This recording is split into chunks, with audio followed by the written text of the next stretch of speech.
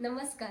आपण गणपती बाप्पाची पार्थिव मूर्ती बसवतो, पण त्यामागे नेमकं कारण काय आहे, त्यामागे नेमकी काय आख्यायिका आहे, हे आज आपण जाणून घेऊयात. वेदव्यास ऋषींनी महाभारत रचलं हे आपल्या सर्वांनाच माहिती आहे आणि ते लिहिलं गणपती बाप्पांनी. पण ते लिहित असताना त्यांनी एक अट घातली होती.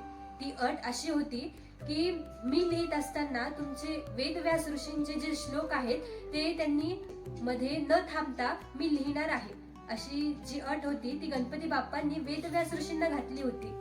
आणि त्याच्यानंतर वेदव्यास ऋषी जे आहेत त्यांनी त्या अटीला होकार दिला. असंच त्यांचं महाकाव्य जे आहे ते लिहून पूर्ण झालं. पण त्यानंतर जो गणपती बाप्पांना थकवा आला, त्याने त्यांना ज्वर म्हणजेच आपल्या भाषेमध्ये त्यांना ताप आला. त्याच्यानंतर वेदव्यास ऋषींनी त्या तापाला काहीतरी उपाय म्हणून जो आपला मातीचा लेप असतो तो पूर्ण शरीराला दिला. गणपती बाप्पाच्या पूर्ण शरीराला मातीचा लेप दिला. त्याने गणपती बाप्पांचा ज्वर थोडा थोडा हळूहळू कमी कमी होत चालला. तो जो लेप दिला ती तिथी होते भाद्रपद शुक्ल चतुर्थी.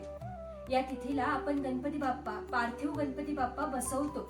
आणि अनंत चतुर्दशी म्हणजे हा जो 10 दिवसाचा काळ आहे, हा काळ जो आहे तो त्यांना नीट होण्यासाठी, त्यांची जी प्रकृती आहे ती ठीक होण्यासाठी लागला. अनंत चतुर्दशीच्या दिवशी तो लेप काढण्यात आला आणि म्हणून आपण जो अनंत चतुर्दशीला गणपती बाप्पाला आपण विसर्जित करतो.